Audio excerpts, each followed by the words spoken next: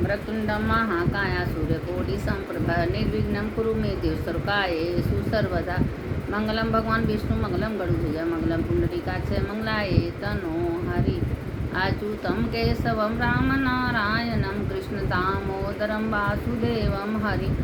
श्रीधरं माधवं गोपिका वल्लभं जानकी नायकं रामचंद्रं भजेहम।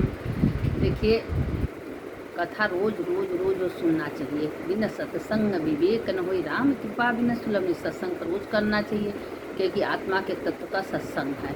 लोग कहते हैं घड़ी आधे में पुण्या।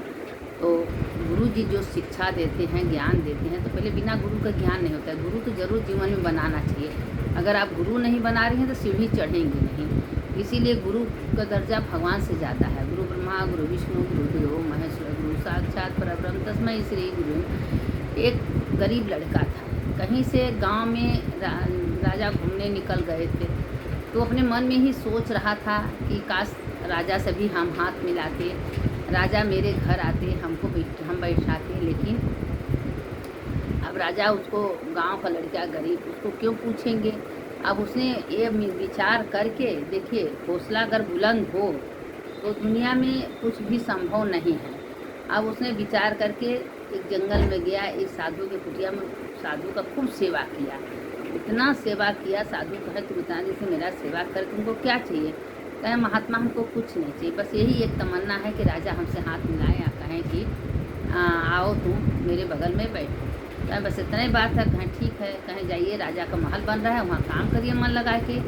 एक दिन राजा जरूर तुमको पूछेंगे। देखिए, अगर तमन्ना बुलंद हो, मन बुलंद हो, तो कहाँ से कहाँ भगवान पहुँचा देते हैं, ज़रूर भगवान मिलते हैं। अब उसने राजा के महल में गया। राजा का काम धंधा चला, तो दिन भर मेहनत करता था, लेकिन कुछ लेता नहीं। सब कहे भाई मजदूर, इतना तुम मेहनत करते हो, कुछ लेते कहें कोई अपने घर में काम करता था क्या कुछ मजदूरी लेता है, हम नहीं लेंगे।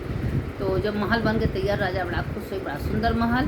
तो पूछने लगे कि सब कहने लगे भाई एक लड़का इतना मेहनत किया मन तन से, लेकिन कुछ लिया नहीं मजदूरी।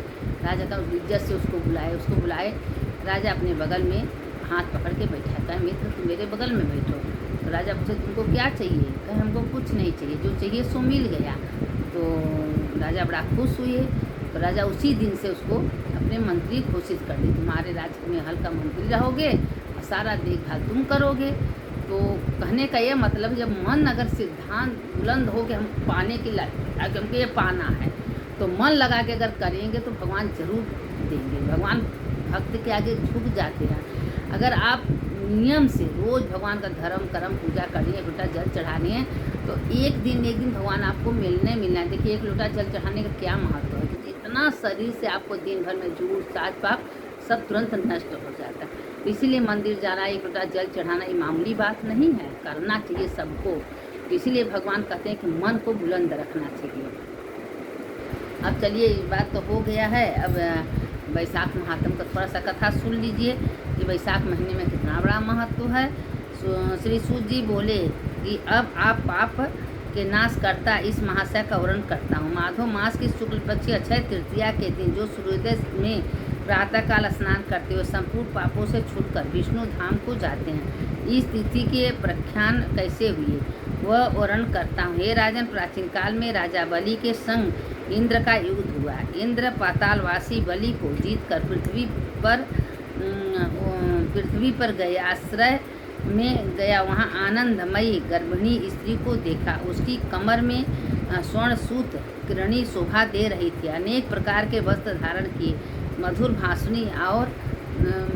भाषणी से बोली कि हास्य कुंभ दशरथ पीन कुंचों से अप्युत कमल समान मुख, नील कमल के नेत्रों, केतकी के उदर के समान पीत और मनोहर के गंड स्थल, उसकी ऐसी परिश्रम से श्वास भरती हुई दीनाक्षी पर्णशाला की ओर मुख किए बैठी थी।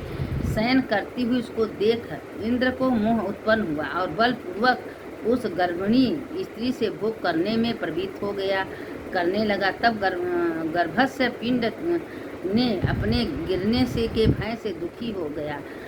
उसने पांव से योनि मार्ग का आच्छादन कर दिया। तब इंद्र का वीर पृथ्वी से गिर पड़ा और गर्भस्थ शिशु पर इंद्र को महान क्रोध हुआ और रोष के मारे लाल नेत्र पर श्राप दिया कि हे दुर्बुद्धे, तूने पाँव से जुई योनि द्वार को रोका है, इससे तू जन्मांध का दीर्घ हो जाओगी।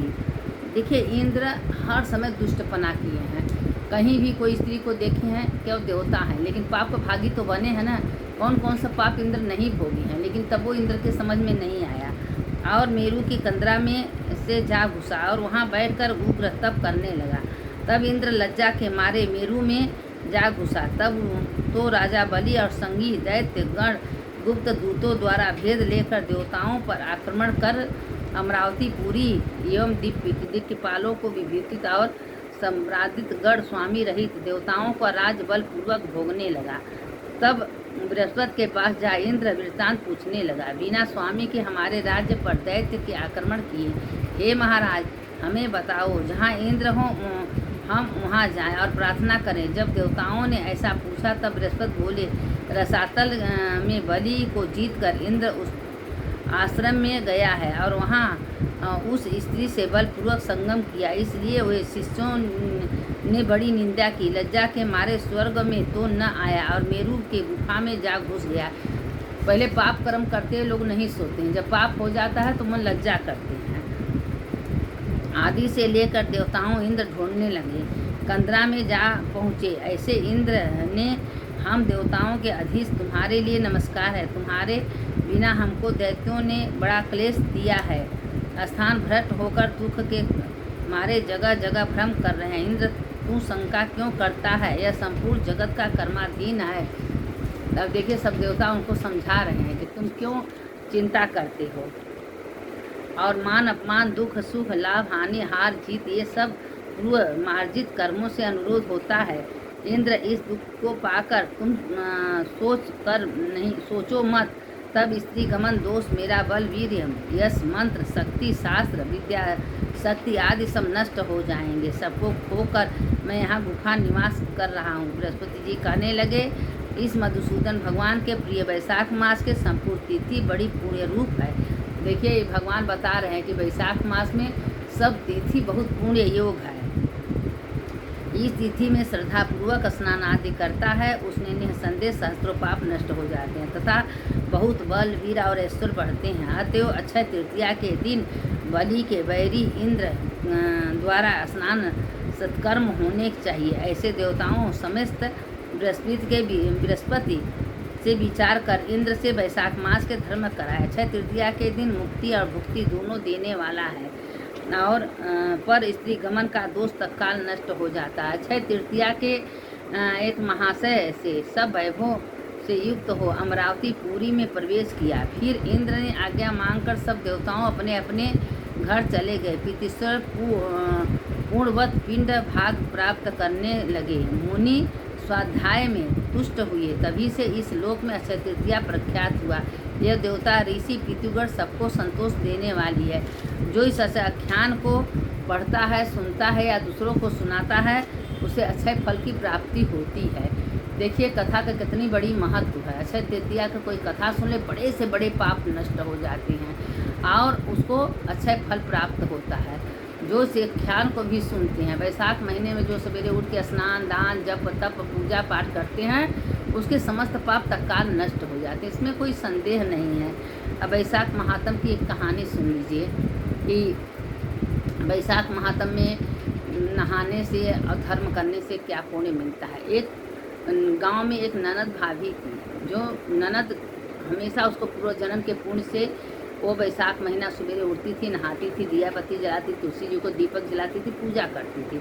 अब भाभी उसको हमेशा झगड़ा करती थी, चिढ़ती थी। उसकी माँ से कहती कि अपनी बेटी को बैठाइए, कुछ करती नहीं है। लेकिन वह ननद चुपचाप रहती थी, कुछ बोलती नहीं, घर का काम काज भी करती थी। सवेरे उठती, नहाती धोती थी, तुलसी जी का पूजा, गणेश जी का पूजा सबका करती थी। करते करते करते करते बहुत दिन बीत गए। तो अब भाभी को क्रोध आया। भाभी कहीं कि इसको घर से निकाल दो, हम इसको घर में नहीं रखेंगे। तो उसकी माँ खाली थी, पिता नहीं थी। उसकी माँ घर से निकाल दी। निकालने के बाद एक जंगल में गई, झोपड़िया बना के ननद बेटी या माँ रहने लगी। अब वो अपना वैशाख महीना नहाती थी, विष्णु भगवान, माधव भगवान का पूजन करती थी, कथा सुनती थी, कहानी सुनती थी। और माँ बेटी दोनों रहते रहते। अब विष्णु भगवान को बर्दाश्त नहीं हुआ कि मेरे भक्त को कोई अनादर करे तो हम बर्दाश्त। अब जिस दिन से ननद को घर से निकाली थी उसी दिन से उसके घर में नष्ट भ्रष्ट सब कुछ हो गया, कुछ नहीं बचा। और वह जंगल में अपना कथा सुनती थी, पूजा करती थी, मन लगा कि माधव भगवान को याद करती थी। उस जंगल में विष्णु भगवान ब्राह्मण बन के आए, कहे कि भाई हमको कुछ भूख लगा है, कुछ खिला दोगी? तो कहें हाँ आइए, जो रूखा सूखा था खिलाई।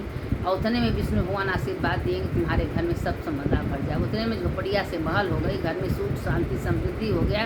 और वहाँ भौजाई रो रो नरक में भोग रही है, एक एक रोटी के तरस रही है, उसके घर में कुछ नहीं। अब उसके भाई कहें जब से तुम माँ को और बहना को निकाली हो उसी समय से तुमको दुख घेरा है। मेरी बहन इतने धर्मात्मा थी, पूजा पाठ करती थी, उसी से हमारे घर में सुख शांति बनी रहती थी। अब उसने अपने कर्म को पछताने लगे, खोजे तो खोजे कहाँ खोजे। अब खोजते खोजते खोजते एक जंगल में गई है। सब कहने लगा कि जंगल में एक बूढ़ा एक लड़की रहती है और खूब दान पुण्य करती है, नहाती धोती है। वही में एक छोटा सा तालाब भी बन गया था भगवान के आशीर्वाद से। वहाँ सारे पेड़ पौधे सब हो गए थे। अब जब वहाँ गई तो अब वो वहाँ से एकदम फटी कुचैल मईल कपड़ा पहन के अपने एक बेटे हरा है बेटा को लेके अब देखी कि अपने बेटी को और अपनी सास को अपने ननद को देख के पैर पर गिर गई। कही कि माँ ननद जी क्षमा कर दीजिए, हम बहुत गलती की, आपको जब से घर से निकाले हमारे घर में दलिया घेर लिया है, हमारे घर में कुछ नहीं है।